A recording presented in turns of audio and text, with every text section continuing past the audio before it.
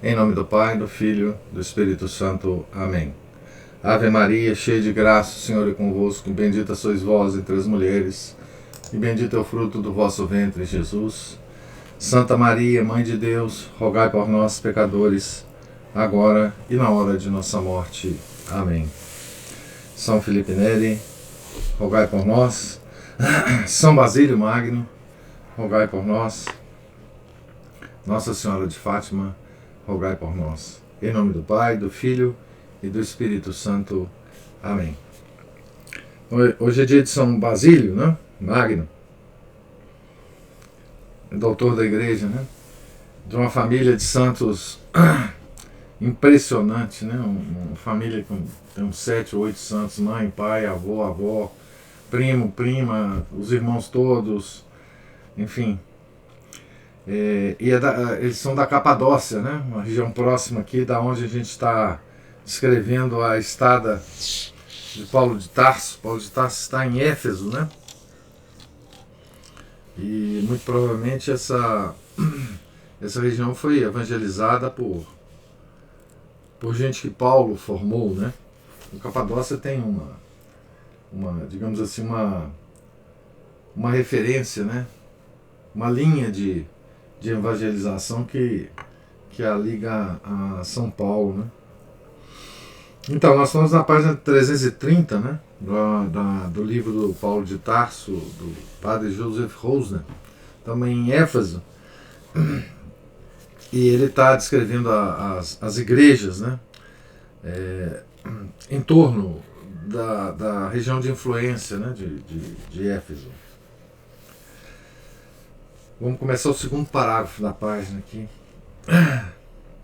Deve ter sido assim que se desenvolveram as 7 igrejas da Ásia, mencionadas lá no Apocalipse. Né? Em todas elas floresciam colônias judaicas e fortes corporações de artesãos, análogas às das nossas cidades medievais. Um longo período de paz, após as desgraças da guerra civil, tornara os corações mais abertos e inclinados a receber a felicidade de uma existência calma e tranquila em Deus. Como uma coroa de 7 estrelas, assim estas comunidades rodeavam a comunidade mãe de Éfeso. E como um candelabro de 7 braços, difundiam a clara luz da fé por entre as trevas do mundo pagão. Transbordante de alegria, Paulo pôde escrever-lhes de Roma, abre aspas, outrora éreis trevas, mas agora sois luz no Senhor, fecha aspas, Éfesos 5, versículo 8. Custa-nos crer que um espaço de tempo tão curto tivesse sido suficiente para propagar o Evangelho por toda a província. Mas os Atos dos Apóstolos são categóricos em manifestar que, abre aspas, todos os que habitavam na Ásia ouviram a palavra do Senhor, judeus e gentios, fecha aspas. E Demétrio pôde citar o povo afirmando que, abre aspas, não só em Éfeso, mas em quase toda a Ásia, este Paulo, com as suas persuasões, afasta muita gente, fecha aspas, do culto da sua deusa. A fé cristã crescia, sobretudo, na rica região do sudoeste da Frígia, que ocupava o vale do Lico, né, do rio, um dos afluentes do Meandro. Ali havia 3 cidades transbordantes de atividade: Colossas, Laodiceia e Hierápolis. Colossas, atualmente Conas, era uma pequena cidade de província, no sopé do Monte Cádmo, que parecia pender sobre ela com toda a majestade dos seus cumes nevados. Das suas encostas desciam as águas do Meandro e do Lico. O apóstolo de toda esta região foi Epáfras, um nobre grego da cidade, que Paulo convertera à fé cristã e a quem se afeiçoara de um modo particular como amigo e colaborador. O apóstolo dá dele este belo testemunho. Abre aspas. O evangelho chegou até vós como a todo mundo e frutifica e cresce como entre vós, desde o dia em que o vistes e conhecestes a graça de Deus na verdade, conforme aprendestes de Epáfras, nosso muito amado companheiro de serviço, que é por vós fiel ministro de Jesus Cristo e que também nos informou da vossa caridade espiritual. Colossenses 1:7. Epáfras partilharia mais tarde do cativeiro do apóstolo em Roma. Talvez tenha sido por seu intermédio que Paulo travou amizade com Filemon, um rico cidadão de Colossas, que, com a sua mulher Ápia, lhe ficou devendo a maior felicidade da sua vida e pôs a sua casa à disposição da comunidade para a celebração das cerimônias litúrgicas. Onésimo, seu escravo, parece ter levado várias cartas dos seus amos a Paulo. Um dia, Filemon levou o seu amigo ou parente Arquipo à casa de Paulo, que ficou tão encantado com ele que o ordenou sacerdote e o nomeou mais tarde seu companheiro de armas.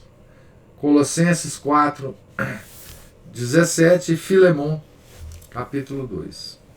De Colossas, Epáfras dirigiu-se à vizinha cidade de Laodiceia. Esquirrissar, deve ser o nome atual, né? Ou na época do padre Joseph Rose, né?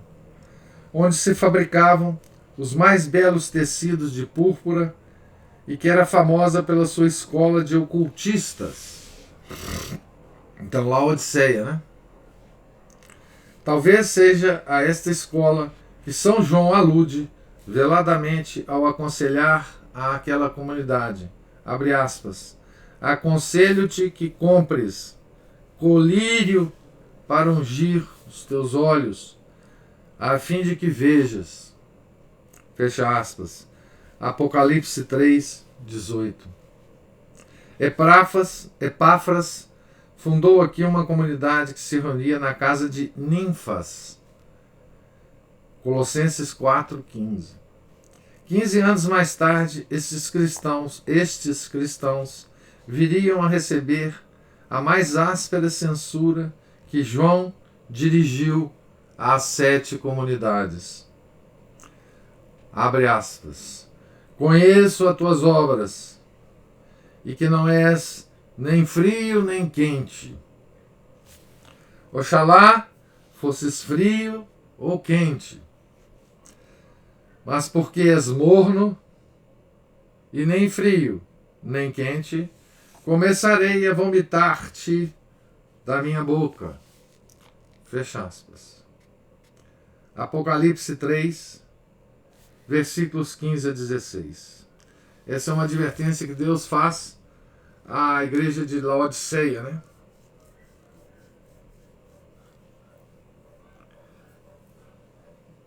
É uma advertência aos mornos, né? Aos que não têm, ou aos que não procuram, né? O fervor do amor de Deus, né?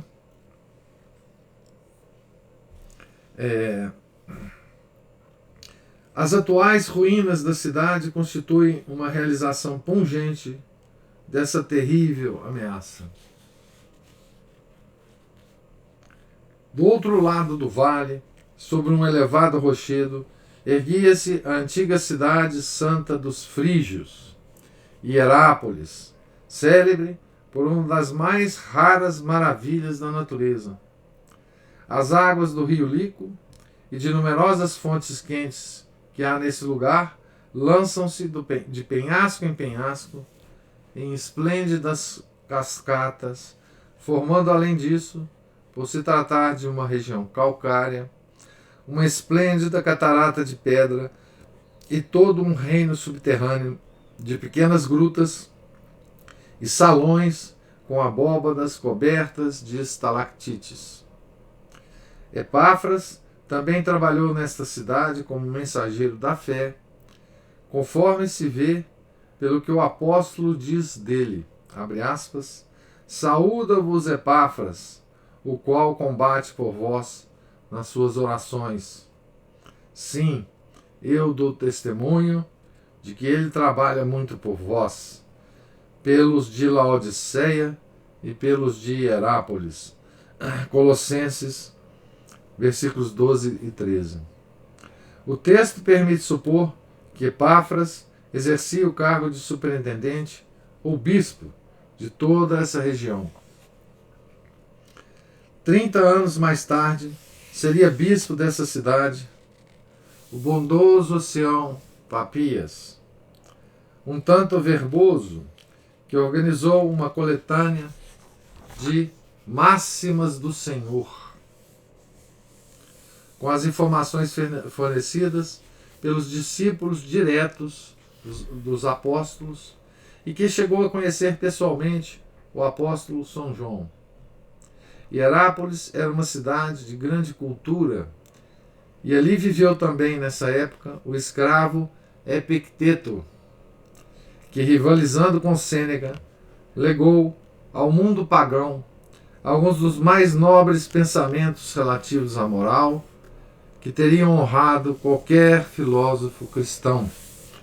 Epicteto era um escravo liberto, né?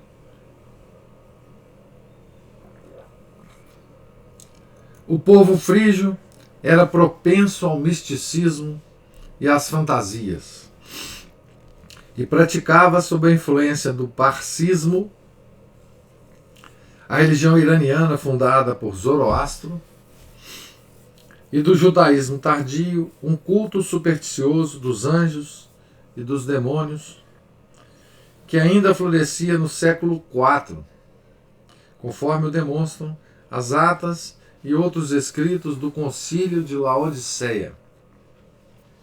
O espírito dos habitantes parecia estar sob a influência de um terremoto permanente. O homem sempre é, de certa forma, até mesmo no seu espírito, filho do seu torrão natal. E as imagens de que reveste o seu pensamento deixam transparecer esse colorido original. Foi dessa região que saiu o fundador da seita dos montanistas, um cristão que tinha sido sacerdote de Cibele, da deusa, né? E foi também aqui que tomaram corpo as mais extravagantes formas de gnosticismo asiático, nomeadamente a divertida seita dos Ofitas, que adoravam a divindade de Cristo sob a forma de uma serpente. Eu não acho nada, discordando aqui do padre Joseph Rose, né? Eu não acho nada divertido nessa seita dos Ofitas, né? Na verdade, os Ofitas, eles adoravam a serpente do paraíso, né? Que ofereceu lá o fruto da árvore para Eva. Mas graças ao trabalho, aliás, os Ofitas têm herdeiros hoje, né? De certa forma, os satanistas hoje, nas mais diferentes correntes, né? E existe também uma corrente gnóstica muito forte, que adoram a serpente, né? Como se ela tivesse libertado o homem do Deus mau, etc. Aquelas questões todas envolvendo a gnose que a gente, enfim, a gente conversa sobre isso e estuda sobre isso também, né? Mas graças ao trabalho dos discípulos de Paulo, Trófimo, Tíquino e Telésforo, A Frígia não demorou a tornar-se uma região profundamente cristã e vinculada aos ensinamentos dos apóstolos. A importância do primitivo cristianismo frígio é comprovada por um sem número de pinturas e inscrições funerárias muito antigas, descobertas por Ramsay, o arqueólogo que mais estudou a figura de São Paulo.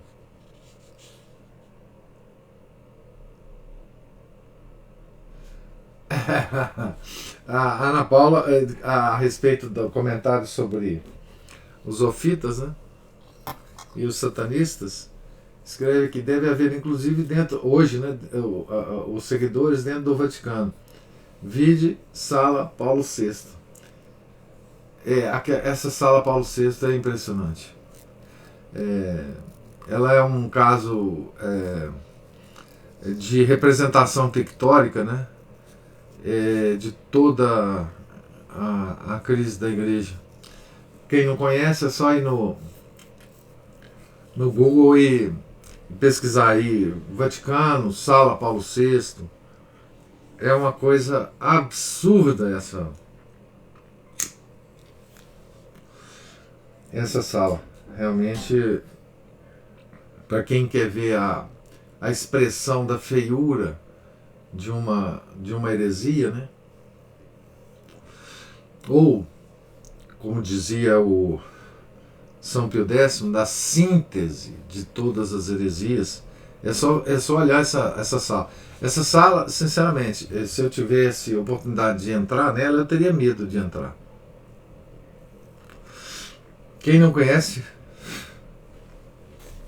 dê uma olhada aí. É horripilante. Horripilante essa sala. Mas existem, enfim, existem informações, né, pictóricas impressionantes também em outras construções, né, modernas da igreja, né? Por exemplo, aquele templo consagrado, imagina, né, ao Padre Pio, né, em San Giovanni Rotondo, né, a igreja que eles fizeram lá é impressionante também, né? Mas enfim, como pôde o Evangelho lançar raízes sobre esse sol homérico, nesta Jônia rica e efeminada, quando nasceu no seio da pobreza, e é na pobreza que melhor se desenvolve? Essa pergunta do padre Rosa é muito, muito importante, né? Muito interessante, né? A Jônia era grega, né? Sob o sol de Homero, né? O sol de Homero é o sol que iluminou a Grécia, né? Toda a formação do homem grego, né, depende do Homero. Tem um livro de um estudioso alemão chamado Paideia, que é impressionante, né? Como é que ele nos conta, né, sobre a formação do homem grego, né? Tem também uma série de palestras sobre esse livro do padre Marcelo, do professor Marcelo Andrade, lá de São Paulo, né, da Floss Carmelho. Então, o sol homérico é isso, né? O sol que formou o homem grego, né? Então, como pôde, né, o Evangelho lançar raízes sobre esse sol homérico, nessa Jônia rica e efeminada? Se a gente, enfim, reclama hoje, né, dos homens modernos, efeminados, né? Então isso também não é novo na civilização, né? Isto é o quê? Isto é um selo do paganismo, um símbolo do paganismo. Então voltar a isto é também um sinal de que voltamos ao paganismo, com todos os seus valores, né? Tá certo? Nessa Jônia rica e efeminada, como pôde o Evangelho, né? Que nasceu no seio da pobreza, e é na pobreza que melhor se desenvolve. Então não existe nada mais repulsivo para essa Jônia rica e efeminada, nada mais repulsivo, né, do que a pobreza, né? Que é hoje da mesma forma, né? Encontraremos a resposta no quadro social da igreja traçado por Paulo na sua epístola aos Coríntios. Em Éfeso, tal como em Corinto, o Evangelho foi recebido com interesse, sobretudo pelas classes mais baixas, que nele encontravam consolo e libertação no meio das cruéis injustiças sociais da época. Eu pulei aqui uma nota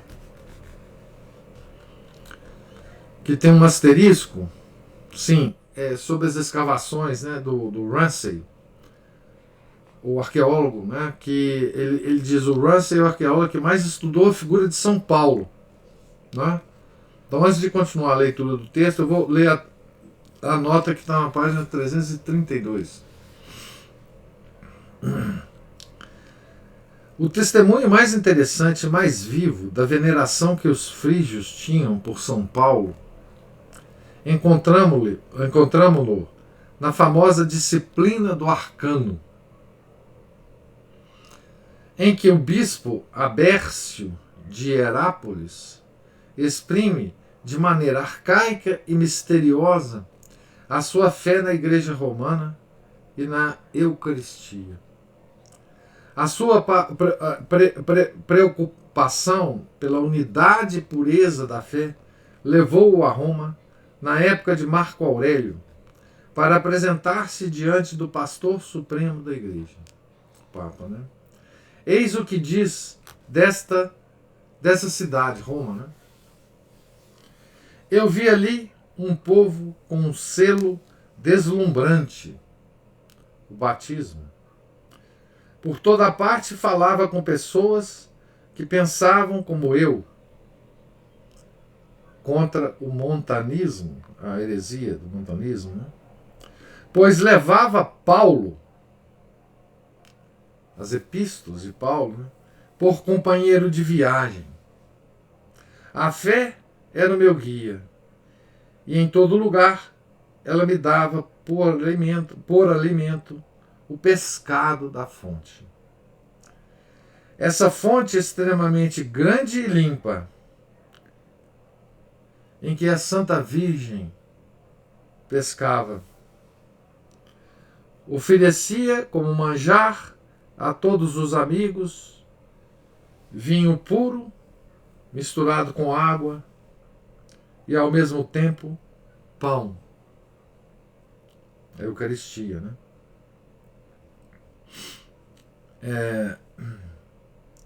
Então é que ele coloca esse texto, né, do bispo Abércio de Herápolis e Herápolis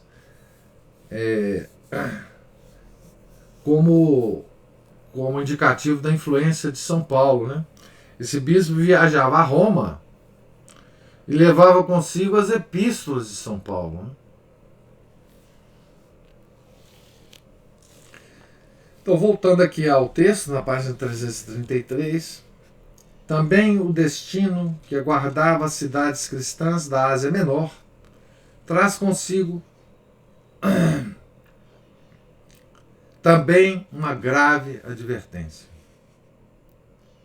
O cristianismo não soube conservar ali, por muito tempo, o seu espírito primitivo e cedo se abandonou à tibieza e ao mundanismo. A mortalha branca com a neve, com que os sedimentos das fontes termais acabaram por cobrir a velha cidade de Hierápolis. Essa espécie de símbolo da morte espiritual estendeu-se pouco a pouco a toda a Ásia Menor. E quando chegou o maometanismo, o islamismo, né, não teve dificuldade em desmantelar essa cristandade petrificada nas suas fórmulas. Hoje não há ali mais que meia dúzia de cristãos. A memória de Paulo, abre aspas, esse homem cheio de virtude de Deus, fecha aspas, como lisonjeiramente lhe chamavam, sem, no entanto, penetrarem no espírito da fórmula, foi se esfumando pouco a pouco. O fundador foi esquecido e a ameaça do profeta encontrou o seu cumprimento. Abre aspas. Lembra-te, pois, de onde caíste, arrepende-te e volta às tuas primeiras obras.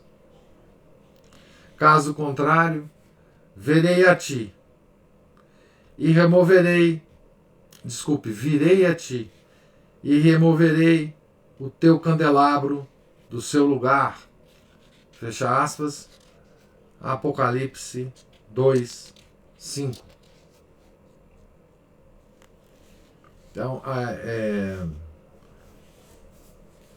veja a razão pela qual o padre Joseph Rosen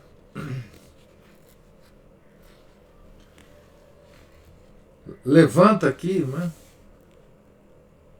a razão pela qual as igrejas da Ásia Menor, não é, se perderam. Ele diz, né, que o islamismo ali não teve nenhum trabalho, né, para converter esse povo ao Islã, né? Ele diz aqui o seguinte: o Islã não teve dificuldade em desmantelar essa cristandade petrificada nas suas fórmulas. O que significa isso, né? Sem o fervor, né? Sem o amor de Cristo, né? Apenas seguindo as fórmulas, como os fariseus faziam em Jerusalém no tempo de Jesus, né? Se tornaram seguidores de fórmulas, sem nenhuma verdadeira devoção, sem nenhuma verdadeira aquela alegria que o cristianismo trouxe para essa região, né? A alegria da liberdade em Cristo, né? Foi perdida por essa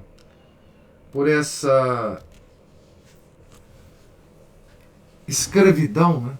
A fórmulas de comportamento, a fórmulas de culto, a fórmulas de oração, né?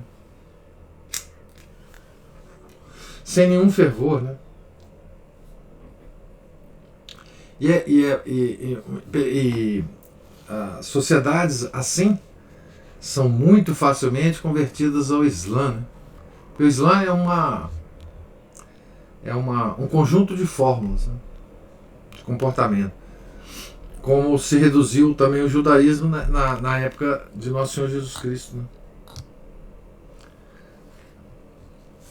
Na antiguidade pagã, como ainda hoje em terras de missão, os doentes eram os mais infelizes de todos os seres.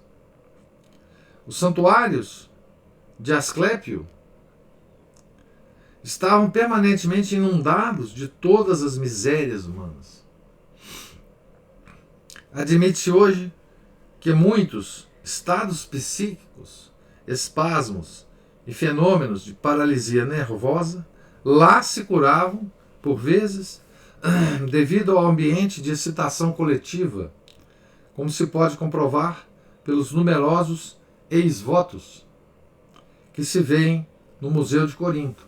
É aquelas descrições das pessoas que se curam, né? Mas só o cristianismo soube atacar o mal pela raiz, extinguindo, pela força redentora da graça, a sua causa mais profunda, a desordem moral e psíquica, a decadência espiritual da personalidade em consequência do pecado. Essas doenças, não é, advindas disto que o padre Rosner acabou de descrever, né? Essas doenças são absolutamente estão absolutamente presentes hoje, né, na humanidade, né?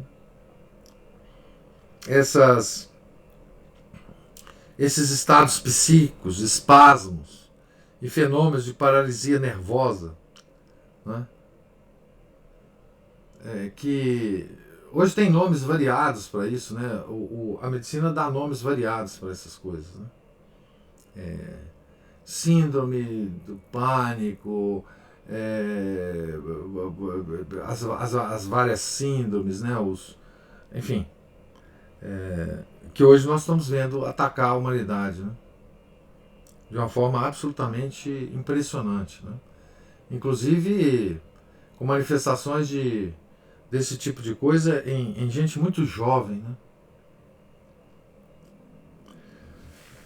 Então, aqui o padre Rosen diz, né, que a fonte disso é a desordem moral e psíquica, a decadência espiritual da personalidade em consequência do pecado, né? Quando Paulo, aliás, uma das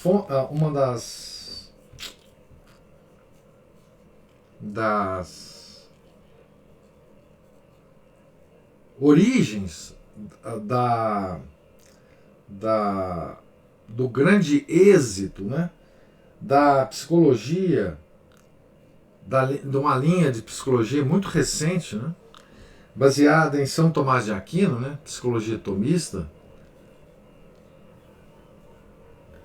Nós temos um grande expoente dessa psicologia aqui no Brasil, que é o professor Sidney Silveira, né?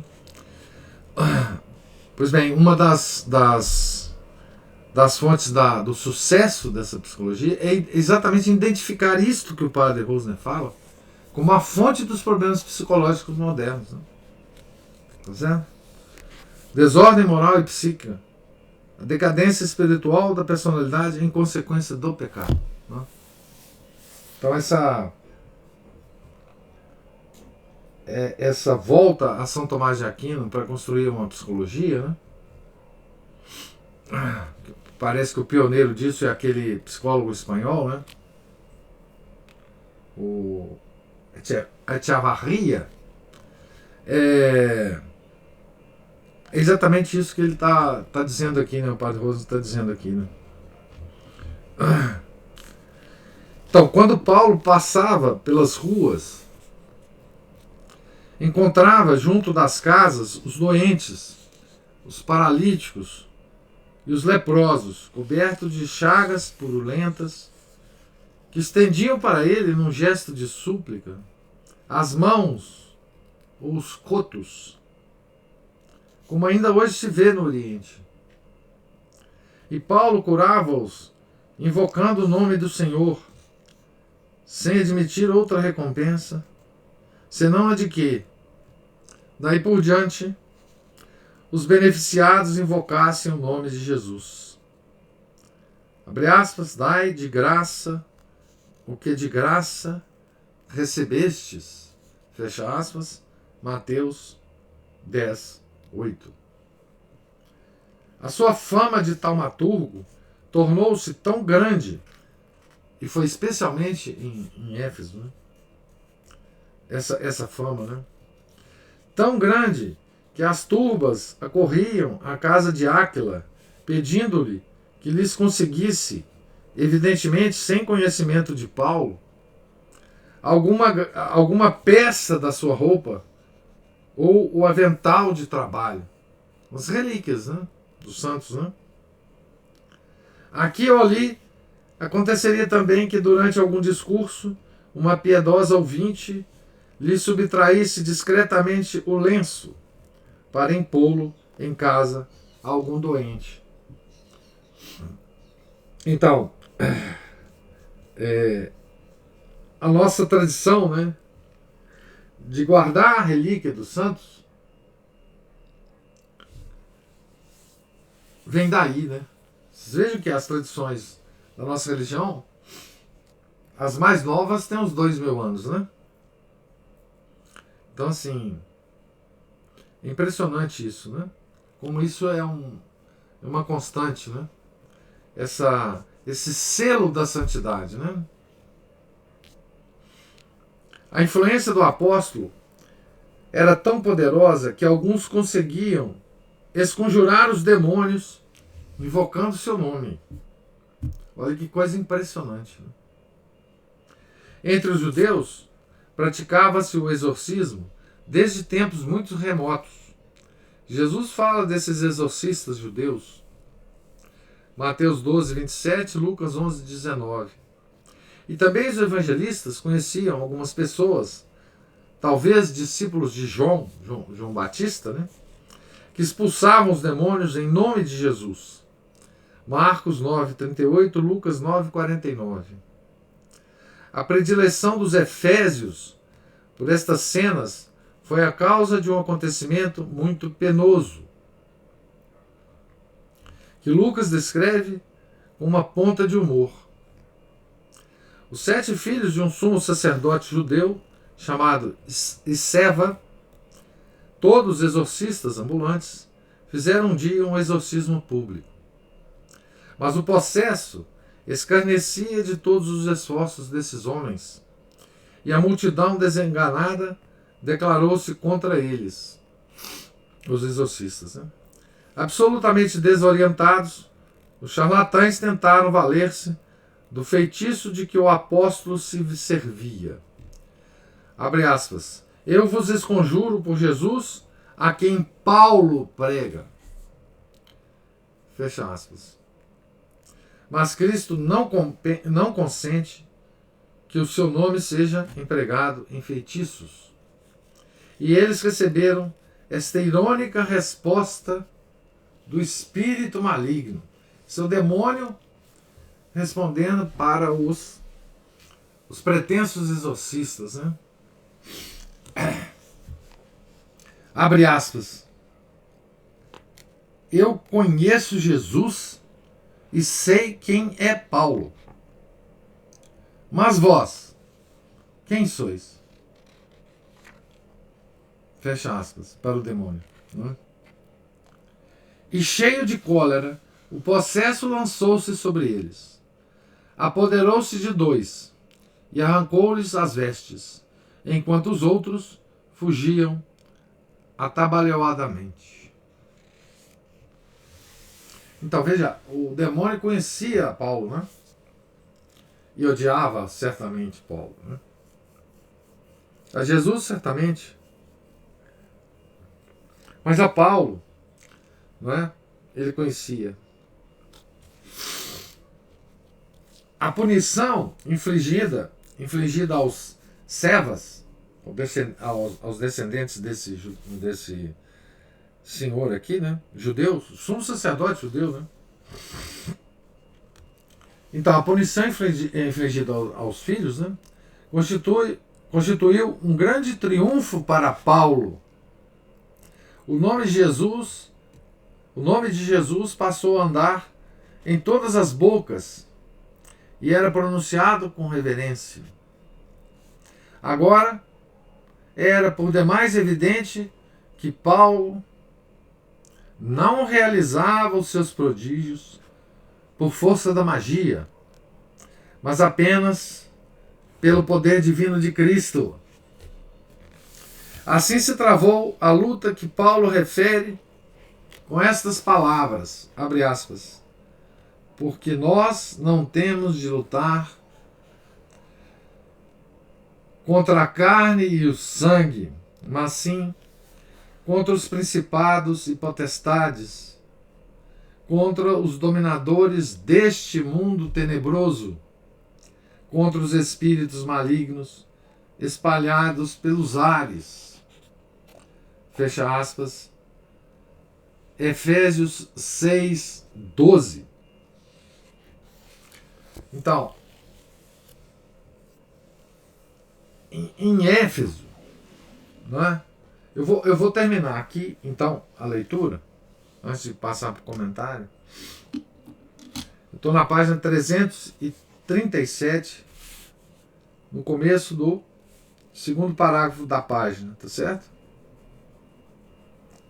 Vamos ainda ficar um tempo em Éfeso com São Paulo, né?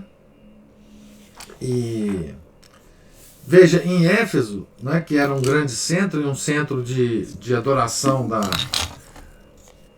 dos deuses pagãos, né?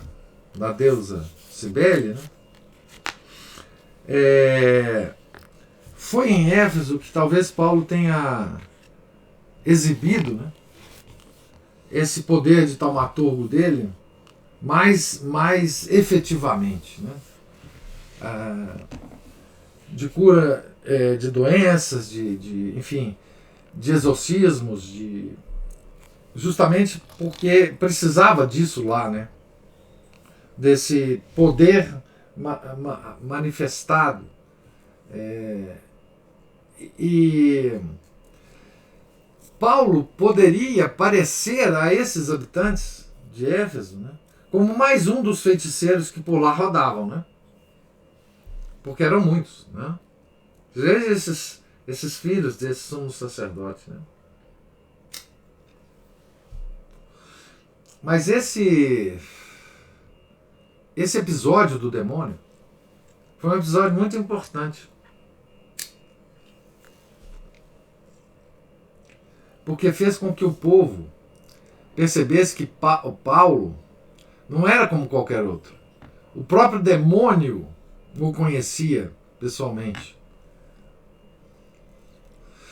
E ele dizia: Jesus e Paulo eu conheço. Sei quem é Jesus e conheço Paulo. Mas não conheço vocês. Então, o demônio, aí, né, agindo para o bem de todos, né, forçado certamente por Nosso Senhor, porque ele não age para o bem de todos em nenhum momento, né, ele identificou Paulo e o separou do resto, né, porque ele não só falou que conhecia Paulo, como ele não obedeceu àqueles outros, né? Então ele separou Paulo. Veja que coisa incrível, né? Deus usou o demônio para mostrar para a população de Éfeso que Paulo aí falava em seu próprio nome, né? No nome de Jesus, né? E que personagem mais adequado para fazer isso, né, do que o demônio, porque esse pessoal acreditava no demônio, né? Eles acreditavam em cultos demoníacos, né? Então, peraí, né? Então, se o próprio demônio está falando isso, né? Eu vou ouvir esse Paulo, né? Tá certo? Então, é um fato muito significativo, né? De Deus usando o poder demoníaco, né, para exaltar um dos seus apóstolos, né? Certo? Então, vamos terminar com essa visão hoje, né, desse acontecimento, a leitura. E eu pergunto se vocês têm alguma observação a fazer, alguma pergunta.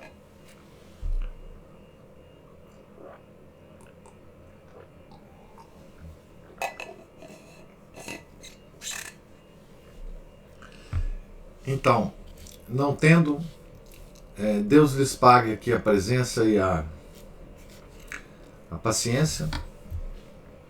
Tenham todos uma santa semana. E se Deus quiser, amanhã a gente volta na página 337 para continuar a nossa leitura. Certo? Fiquem todos com Deus. Em nome do Pai, do Filho e do Espírito Santo. Amém. Ave Maria, cheia de graça, o Senhor é convosco. Bendita sois vós entre as mulheres, e bendito é o fruto do vosso ventre, Jesus. Santa Maria, Mãe de Deus, rogai por nós, pecadores, agora e na hora de nossa morte. Amém. São Felipe Neri, rogai por nós. São Paulo Apóstolo, rogai por nós. São Basílio Magno, rogai por nós. Nossa Senhora de Fátima, rogai por nós. Em nome do Pai, do Filho e do Espírito Santo. Amém.